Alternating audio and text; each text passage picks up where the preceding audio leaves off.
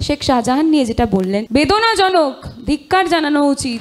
আমার নেত্রী তাকে জেলের ওই কাঠগড়ার ভেতরে গারদের ভেতরে রেখে দিয়েছেন। কথা দিলাম প্রীতম 4 তারিখ আমি সবুজ আবিরটা খেললে সন্দেশখালীতে যাব। অভিষেক বন্দ্যোপাধ্যায়ের সঙ্গে চাকরি প্রার্থীদের কথা হয়েছে, একবার নয় দুবার কথা হয়েছে। তুমি ধানতলা বানতলা কলতলা দেখনি বলে সেটা ঘটেনি এরকমটা নয়, ঠিক সেরকমই রাজন্যা কদিন ধর্মতলায় গেছে দেখনি মানে রাজন্যা তাদের সঙ্গে কথা বলছি না এরকমটাও নয়। প্রতিশ্রুতি অনেকবার হয়েছে কিন্তু ফলশ্রুতি 1160 দিন হওয়া সত্ত্বেও কিন্তু এখনো পর্যন্ত হয়। আপনারা গিয়েছিলেন হাইকোর্টের রায় বদলে সুপ্রিম কোর্টে গিয়ে যে সেই 26,000 প্রায় 26,000 সংখ্যাটা তাদের চাকরি ফিরিয়ে আনার জন্য বা তাদের চাকরি কেন যাবে সেটা জানার জন্য। চিরদারার তফাৎ, মানসিকতার তফাৎ, পার্থক্য ছিল, আছে, থাকবে। যারা অযোগ্য সাদা খাতার মাস্টারমশাইদেরকে বহাল রাখার জন্যে স্কুল সার্ভিস কমিশন তথা রাজ্য সরকার গেছে, ইন্টেনশনটা এখানে পরিষ্কার। আবার সেই প্রশ্ন বানগুলো আমার দিকে বিদ্ধ হয়েছে। শাসক দল, দায়িত্ব কর্তব্য বেশি। আবার বলবো, উত্তর দেব। প্রথম বিষয় রাজন্যা, যেটা মাহিদাও বললেন, অনুভবও বললেন, যে রাজন্যা দেবাংশুরা যায়নি, মমতা বন্দ্যোপাধ্যায় যাননি, অভিষেক বন্দ্যোপাধ্যায় যাননি। জানেন না হয়তো, আমি জানিয়ে দিই। অভিষেক বন্দ্যোপাধ্যায়ের সঙ্গে চাকরি প্রার্থীদের কথা হয়েছে, একবার নয় দুবার কথা হয়েছে। প্রতিশ্রুতি দিলেও এখনো পর্যন্ত কিন্তু রাস্তাতেই বসে আছে। উনি জানতেন আমি এই প্রসঙ্গটা তুলবো, রেডি একদম, মাইক্রোফোনটা মুখের কাছে নিয়ে আছেন।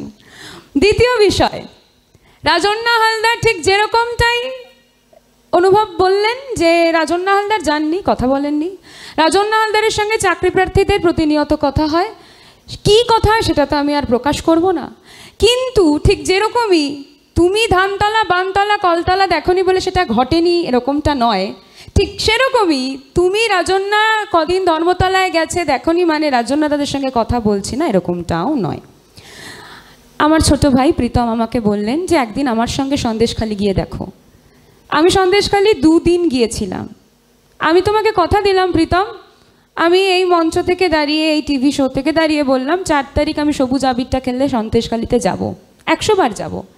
সেরকমই এটাও আমি তোমাকে বললাম, তোমার সঙ্গে যা ঘটেছে শেখ শাহজাহান নিয়ে যেটা বললেন তোমরা, অবশ্যই দুঃখজনক, বেদনাজনক, ধিক্কার জানানো উচিত।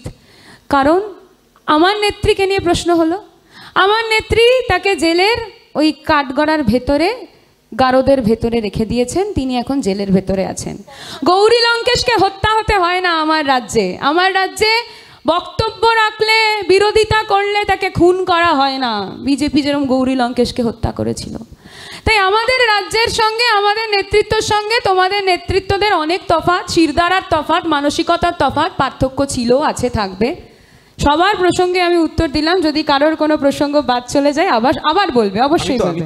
আমি আবার বলছি, মমতা ব্যানার্জি যদি তুমি চাও মানে মনে করো, তাহলে তুমি একবার মমতা ব্যানার্জির নামে বলো যে মমতা ব্যানার্জি সিপিএমের যারা চিরকুটে চাকরি যারা দিয়েছিলেন সিপিএমের সময়, তাদেরকে মমতা ব্যানার্জি কেন অ্যারেস্ট করছেন না, সেই মর্মে তুমি আর আমি একসাথে নবান্নে গিয়ে বলি যে সিপিএমের দালাল মমতা ব্যানার্জি জবাব চাই, জবাব দাও, এখনো কেন যারা যারা চিরকুটে চাকরি দিয়েছেন তারা অ্যারেস্ট হননি।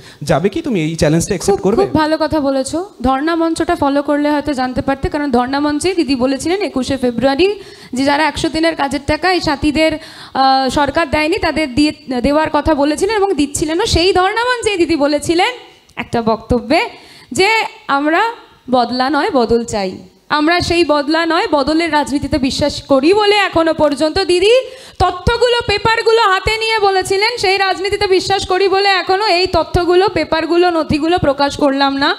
যদি পরবর্তীতে প্রয়োজন হয় সেই তথ্য নথি আমরা প্রকাশ করব। ওই নথিগুলো যে আলমারিতে ছিল, ওই আলমারিটাও তৃণমূল ঝেপে নিয়েছে, ওই জন্য হয়তো এখনো খুঁজে পাচ্ছেন না নথি। অবশ্যই আমাকে শেষ করতেই হবে সময়। রাজন্যা বলছিল যে প্রতিশ্রুতি, আমি বলছিলাম একটু আগে যে আমাদের যারা চাকরি প্রার্থী যোগ্য রাস্তায় বসে আছে তাদের সঙ্গে প্রতিশ্রুতি অনেকবার হয়েছে কিন্তু ফলশ্রুতি 1160 দিন হওয়া সত্ত্বেও কিন্তু এখনো পর্যন্ত হয়নি। অবশ্যই। এবং 10 বছর, একটা কথা ঋতদাকে মনে করিয়ে দেব যে আমি একজন আপার প্রাইমারি এমপ্যানেলড স্কুল পাওয়া, মানে কাউন্সিলিং পর্যন্ত হয়ে গেছে, যার নোটিফিকেশনটা হয়েছিল 2014 সালে। তখন আমার এজ ছিল 24, আজকে 34। 10 বছর অতিক্রান্ত।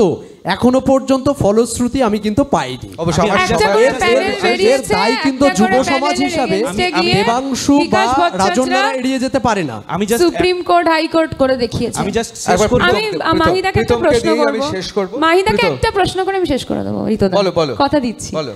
আমার একটাই প্রশ্ন মাহিদা, আপনারা সুপ্রিম কোর্টে গিয়েছিলেন যে প্রায় 26,000 জনের চাকরি চলে গেল, আপনারা গিয়েছিলেন হাইকোর্টের রায় বদলে সুপ্রিম কোর্টে গিয়ে যে সেই 26,000 প্রায় 26,000 সংখ্যাটা তাদের চাকরি ফিরিয়ে আনার জন্য বা তাদের চাকরি কেন যাবে সেটা জানার জন্য? যারা যোগ্য চাকরি প্রার্থী, এক কথায় যারা যোগ্যতার সঙ্গে চাকরি পেয়েছে, সেই সমস্ত যোগ্য শিক্ষক যারা আজকে বঞ্চিত মনে করছে তারা সুপ্রিম কোর্ট গেছে। কিন্তু প্রশ্ন হলো যারা অযোগ্য, যারা সাদা খাতা জমা দিয়ে, আপনারা দেখেছেন যে সাদা খাতার রোশনাই হয়েছে সারা পশ্চিমবঙ্গে, সেই সাদা খাতার মাস্টারমশাইদেরকে বহাল রাখার জন্যে স্কুল সার্ভিস কমিশন তথা রাজ্য সরকার গেছে। ইন্টেনশনটা এখানে পরিষ্কার। অবশ্যই আমি একবার আমি প্রীতমের কাছে আমি যাবো। জাস্ট একটা কথা বলে আমি শেষ করে দেবো, মাইক রেখে দেবো, কথা দিচ্ছি যে আমি একটা কথা যখন স্টেটমেন্ট একটা বললাম যে মমতা ব্যানার্জি কেন 69 বছর বয়সে বিয়ে করেননি, সেই কথায় রাজন্যা বললেন যে বাংলার যারা মানুষ আছেন তারা জবাব দিয়ে দেবেন, এমন আমি একটা খারাপ স্টেটমেন্ট বলে দিয়েছি। তাহলে রাজন্যা হালদার কি এটা মানছেন যে কল্যাণ বন্দ্যোপাধ্যায় যে স্টেটমেন্ট করেছেন দীপশিতা ধর কেন বিয়ে করেননি, তাহলে শ্রীরামপুরবাসীও কল্যাণ বন্দ্যোপাধ্যায়কে জবাব দিয়ে দেবে, রাজন্যা এটা মানছে?